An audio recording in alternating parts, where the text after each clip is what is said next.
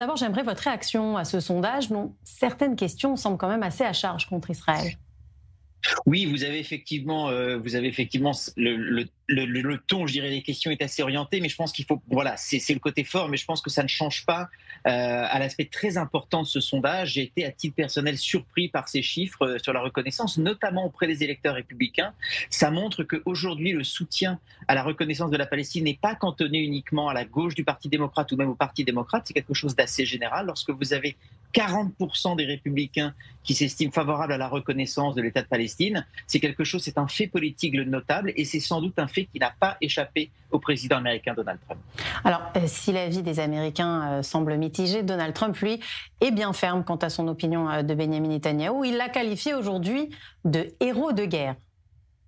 Oui, oui, complètement, et ça traduit l'alignement complet entre les chefs d'État, Donald Trump et Benjamin Netanyahou. Sans doute, ça a rarement été comme ça, je dirais, dans l'histoire politique américaine et des relations israélo-américaines. Vous avez un alignement complet.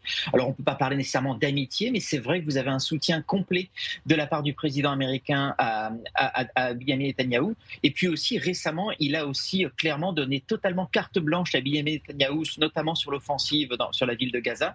Donc, vous avez un soutien politique majeur aujourd'hui de l'administration américaine envers Israël, mais il est possible que ce sondage, non pas, je dirais, modifie cette donne. En revanche, ça pourrait pousser à Donald Trump peut-être de demander à Benjamin Netanyahou deux choses. Peut-être d'accélérer le tempo autant que faire se peut par rapport à l'offensive à Gaza. Et puis aussi, vous avez, votre journaliste en a parlé, sur l'importance de l'aide humanitaire. C'est quelque chose, pour le coup, qui est très important pour Donald Trump. Donc, soutien politique, oui, sans doute en échange d'accélérer le tempo et de s'assurer que l'aide humanitaire arrive au maximum au Gaza. Mais comment vous l'expliquez, ce soutien indéfectible de Donald Trump à Benjamin Netanyahou? C'est quand même complètement à contre-courant avec une grande majorité des autres leaders occidentaux. On peut dire même que c'est une exception, sauf certains leaders, par exemple le président Milei ou le Premier ministre Orban. Oui, c'est vrai que c'est assez étonnant, surtout quand on connaît le goût de Trump à la base d'être plutôt dans une posture un peu isolationniste, mais c'est vrai qu'il y a un vrai soutien à Israël chez lui.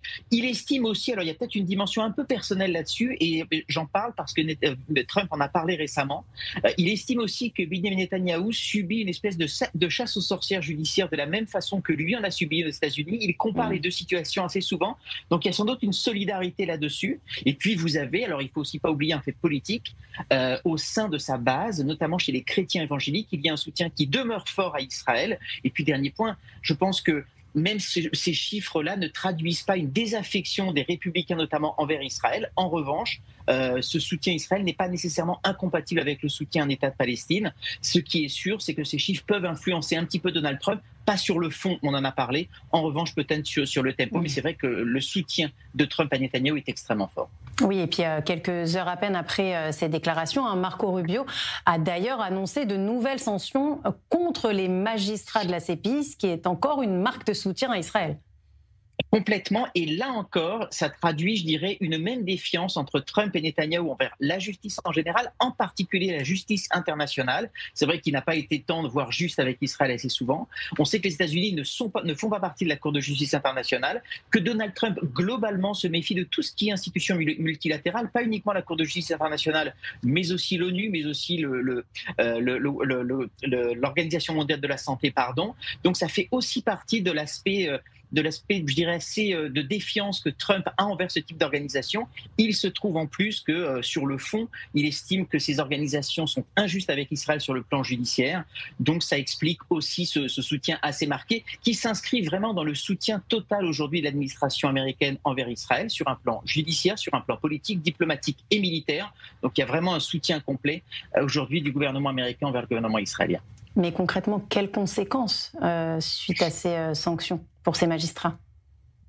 Alors, pour ces sanctions, je pense qu'elles sont plutôt a priori d'ordre symbolique. Je pense que c'est important pour Donald Trump de marquer le coup, de rappeler sa propre défiance personnelle envers les institutions internationales, particulièrement la Cour de justice internationale. Donc c'est aussi de la politique qu'il fait pour rappeler le côté America First et le fait que personne ne pourrait demain venir inculper quelqu'un sur le sol américain. Donc je pense que c'est important aussi à l'intention de son électorat.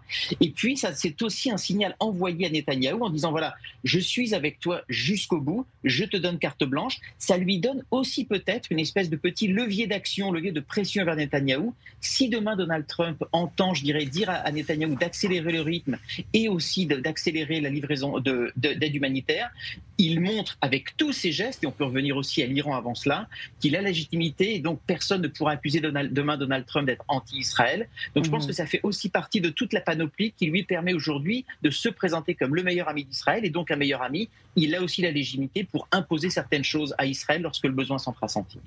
Merci Sébastien Lévy d'avoir répondu à nos questions ce soir.